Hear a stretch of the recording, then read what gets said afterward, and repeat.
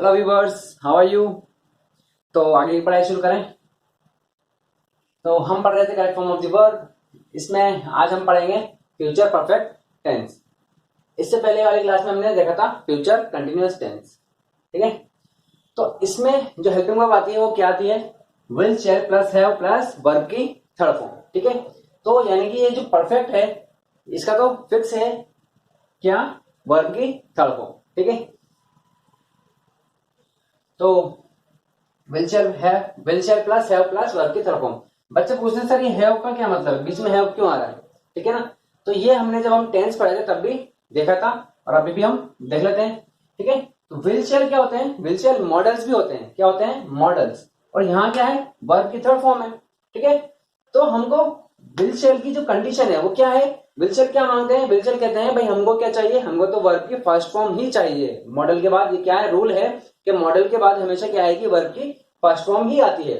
ठीक है, लेकिन यहाँ पर परफेक्ट का सेंटेंस सॉरी टेंस कौन सा है? परफेक्ट है। और परफेक्ट क्या कहता है कि मुझे क्या चाहिए? वर्ब की थर्ड फॉर्म चाहिए, चाहे कुछ भी हो जाए। ठीक है, क्योंकि वर्ब की थर्ड फॉर्म होगी तो ही क्या होगा? परफेक्ट टेंस होगा। तो अब क्या करें? तो प्रॉब्लम हो गई। इसको चाहिए वर्ब की थर्ड फॉर्म और इसको चाहिए वर्ब की फर्स्ट फॉर्म। ठीक है, तो इन दोनों को सेटिस्फाई करने के लिए क्या किया भाई? आप क्या रख लो? हैव रख लो। ठीक है, हैव क्या है? वर्ब की फर्स्ट फॉर्म है, क्योंकि हैव क्या है? हैव वर्ब भी है। क्या है? वर्ब भी है, हेल्पिंग वर्ब भी है और वर्ब भी है, इसलिए हमने इनको क्या दे दिया? हैव दे दिया। ठीक है, और फिर बाद में क्या लगा दिया? वर्ब की थर्ड फॉर्म लगा दी। तो वर्ब की थर्ड फॉर्म से इसकी कंडीशन जो है वो सेटिस्फाई हो गई। क्या? वर्ब की थर्ड फॉर्म चाहिए इसको, तो ये लो भाई वर्ब की थर्ड फॉर्म हो गई। इनको चाहिए वर्ब की फर्स्ट फॉर्म, तो इनको दे दिया हमने वर्ब की फर्स्ट फॉर्म, यानी कि क्या दे दिया? हैव दे दिया। ठीक है, तो आई होप समझ में आ गया होगा आपको। और ये तो आपको पता ही है शेल कब यूज करते हैं? जब हमारा सब्जेक्ट आई या वी हो। और विल कब यूज करते हैं? जब आई और वी के अलावा कोई भी सब्जेक्ट हो। ठीक है, तो चलिए शुरू करते हैं। यूजेस यूजेस देख लेते हैं। इसमें दो यूजेस हैं। फर्स्ट देखते हैं, इस टेंस का प्रयोग ऐसे कार्य के लिए होता है जो भविष्य में किसी निर्धारित समय तक समाप्त हो चुका होगा। ठीक है, यानी कि काम जो है वो तो होगा तो फ्यूचर में ही। किसमें होगा? फ्यूचर में ही होगा। फ्यूचर में खत्म होने के बाद, यानी कि वो क्या है? एक निर्धारित समय तक चल करके क्या हो जाएगा? खत्म हो चुका होगा, है ना। तो उसमें जो आता है वर्ड आता है वो क्या आता है? चुका होगा आता है। क्या आता है इसमें? चुका होगा, चुका होगा, चुके होंगे, है ना, चुकी होगी, ऐसा आता है। ठीक है, तो इसमें देख लेते हैं, एग्जांपल देख लेते हैं। He will have return home by next month. क्या आता है? He will have return home by next month.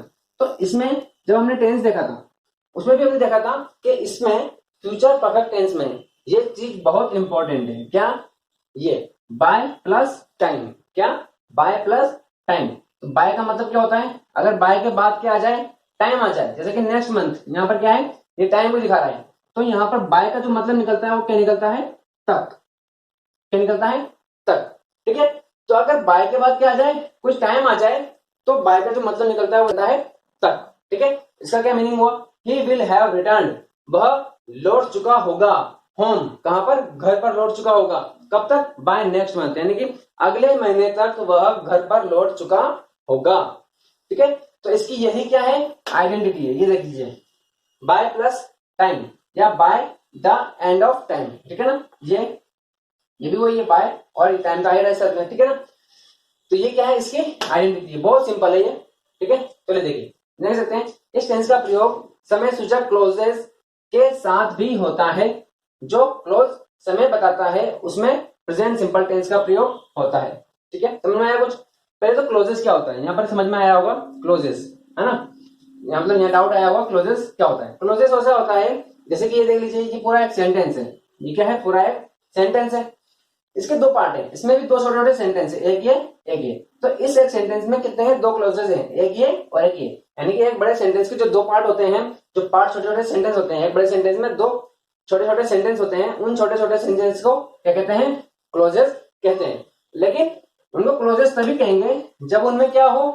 एक वर्ब और एक सब्जेक्ट हो। ठीक है ना, देखिए इसमें भी एक सब्जेक्ट है और एक वर्ब है, इसमें भी एक सब्जेक्ट है और एक वर्ब है। ठीक है, तो याद रखिए क्लोजेस तभी कहलाएगा जब दोनों सेंटेंस में सब्जेक्ट और वर्ब दोनों होने चाहिए, ठीक है ना। तो इसी तरह से ये क्या है, क्लोजेस है।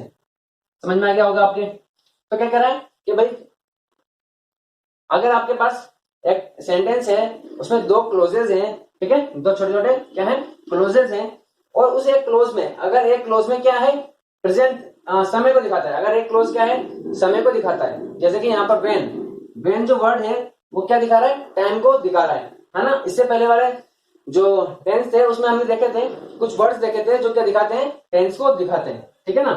तो टेंस को बताने वाले जो वर्ड्स होते हैं वही क्या है, सॉरी टेंस को मतलब टाइम को दिखाने वाले जो वर्ड होते हैं, किसको, टाइम को दिखाने वाले जो वर्ड होते हैं। अभी यहाँ पर वन वेन है वो क्या दिखा रहा है, टाइम को बता रहा है, ठीक है ना।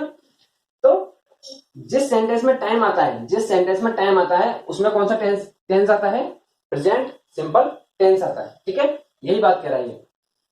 तो क्या कह रहा है, देखिए when you come back I shall have bought the book, ठीक है। तो यहाँ पर व्हेन किसको दिखा रहा है, टाइम को दिखा रहा है। तो इस क्लोज में क्या आ गया, प्रेजेंट सिंपल टेंस आ गया, क्योंकि ये देखिए वर्ब की फर्स्ट फॉर्म आ रही है। तो क्या मतलब होगा इसका, जब तुम लौटोगे। इससे वाले एक टेंस देखा था हमने जिसमें क्या देखा था हमने कि दोनों में ही निकलेगा, अर्थ दोनों ही हिंदी में अगर हम बोलेंगे तो फ्यूचर ही आएगा, ठीक है। तो जब तुम लौटोगे मैं क्या कर चुका हूँ, मैं ला चुका हूँ क्या, बुक। तो मैं वो बुक ला चुका हूँ, जब तुम लौटोगे मैं वो बुक ला चुका हूँ, ये इसका मतलब होगा, ठीक है। तो अगर आपको एक ऐसा सेंटेंस मिल जाए जिसमें प्रेजेंट सिंपल टेंस है एक तरफ और दूसरी तरफ, तो आप आराम से क्या कर दोगे, फ्यूचर परफेक्ट टेंस फिल कर दोगे, ये इसलिए बताया गया है, ठीक है ना। तो आइडेंटिटी देख लेते हैं।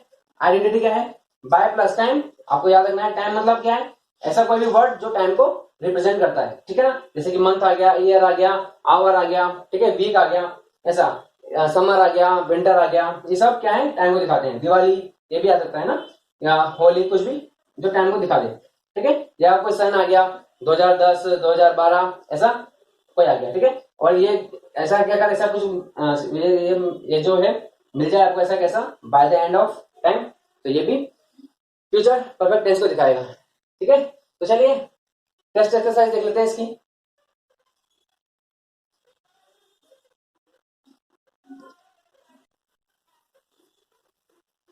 हाँ जी, तो ये है हमारी टेस्ट एक्सरसाइज। फर्स्ट देखते हैं इसका, they blank their work by evening. तो हमको क्या दिख गया, बाय प्लस टाइम, इवनिंग किसको दिखा रहा है, टाइम को दिखा रहा है, तो बाय इवनिंग दिख गया। क्या लग रहा है, फिनिश। तो हम सब्जेक्ट देखेंगे, सब्जेक्ट क्या है, दे, तो क्या फिल करेंगे हम, विल, फिर हैव लिख देंगे, फिर क्या है, फिनिश, उसकी थर्ड फॉर्म आ जाएगी फिनिश की, वो हो जाएगी फिनिश्ड, ठीक है, सिंपल है। अब देखिए, by the end of November we blank this building, ठीक है। तो क्या आ गया, by the end of November, तो स्टार्ट में आ गया, ठीक है ना। तो क्या कौन सा टेंस हो गया, फ्यूचर परफेक्ट टेंस हो गया। फिर हम सब्जेक्ट देखेंगे, सब्जेक्ट क्या है, वी है, तो हम क्या फिल करेंगे, शैल, क्या फिल करेंगे, शैल, फिर हैव आ जाएगा। उसके बाद वर्ब देखेंगे, मैक, तो ये हो जाएगी इसकी थर्ड फॉर्म मैड, ठीक है, सिंपल है। अब यहां देखेंगे, द ट्रकर्स ब्लैंक है off their strike by the end of this week, by आ गया और एंड ऑफ दिस वीक, ये क्या है, टाइम है, ठीक है। फिर हम क्या देखेंगे, सब्जेक्ट देखेंगे, द ट्रकर्स आई और वी नहीं है, तो क्या फिल करेंगे, विल, ठीक है। उसके बाद हैव लगा देंगे, फिर कॉल की थर्ड फॉर्म कॉल्ड हो जाएगी, ये हो गया, ठीक है। अब देखिए यहां पर फोर्थ में, man the march by the of this century, ठीक है, तो बाय आ गया और द ऑफ दिस सेंचुरी, तो ये टाइम है, ठीक है। फिर सब्जेक्ट देखेंगे, मैन है, आई और बी नहीं है, तो क्या फिल करेंगे, विल, और हैव आ जाएगा। फिर वर्ब की थर्ड फॉर्म रीच है, तो क्या हो जाएगी, रीच्ड, ठीक है। चलिए, she blank a lot of money by next year, ठीक है, बाय और नेक्स्ट ईयर टाइम आ गया, ठीक है।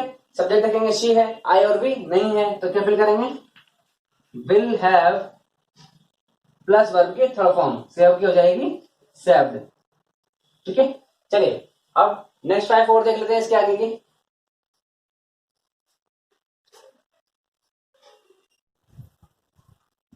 हाँ जी, तो ये रहे हमारे नेक्स्ट 5 सेंटेंसेस। देख लेते हैं। My mother blank all the clothes by now. तो ये रहा बाय, और नाउ, नाउ जो है किसको दिखाता है, टाइम को दिखाता है। ठीक है, तो देख लेते हैं सब्जेक्ट क्या है हमारा, आई और बी तो नहीं है, इसलिए क्या आएगा, विल आ जाएगा, उसके बाद हैव आ जाएगा, उसके बाद हम देखेंगे वॉश है वहां पर वर्ब, तो ये हो जाएगी वॉश्ड। ठीक है, क्योंकि वर्ब की थर्ड फॉर्म चाहिए इसलिए वॉश्ड। ठीक है, देखिए we blank this work by Sunday evening. तो बाय संडे इवनिंग क्या है, आगे हमारे को जो चाहिए था बाय और संडे इवनिंग क्या है, टाइम है। तो क्या भरेंगे, वी है तो हम क्या फिल करेंगे, शैल फिल करेंगे। ठीक है, ये शैल हो गया, साथ में फिर हैव आ जाएगा, फिर फिनिश का हो जाएगा फिनिश्ड।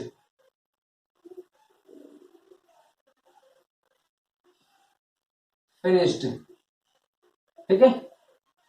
अरे हाँ, चलिए bye the end of this month, तो लास्ट स्टार्ट में आ गया बाय और एंड ऑफ दिस मंथ, ये टाइम को है, टाइम है।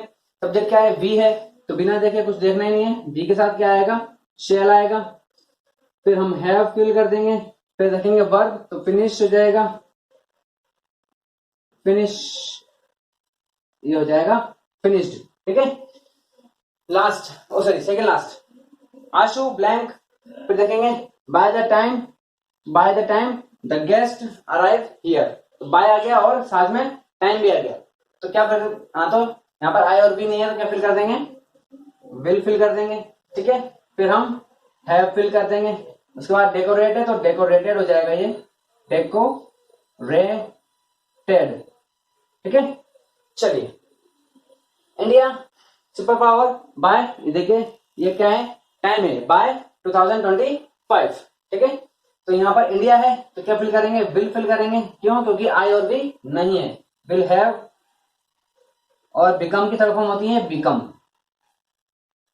ये हो गई। ठीक है, इसकी तरफ हम यही रहती है। तो ये हो गया हमारा फ्यूचर परफेक्ट टेंस कंप्लीट हो चुका है। आई होप आपको समझ में आया होगा। अगर कोई भी डाउट है तो आप कमेंट सेक्शन में कमेंट करके पूछ सकते हैं, और अगर ये वीडियो अच्छी लगी है तो प्लीज इसे लाइक कर दीजिए, शेयर कर दीजिए और सब्सक्राइब कर दीजिए। Thank you.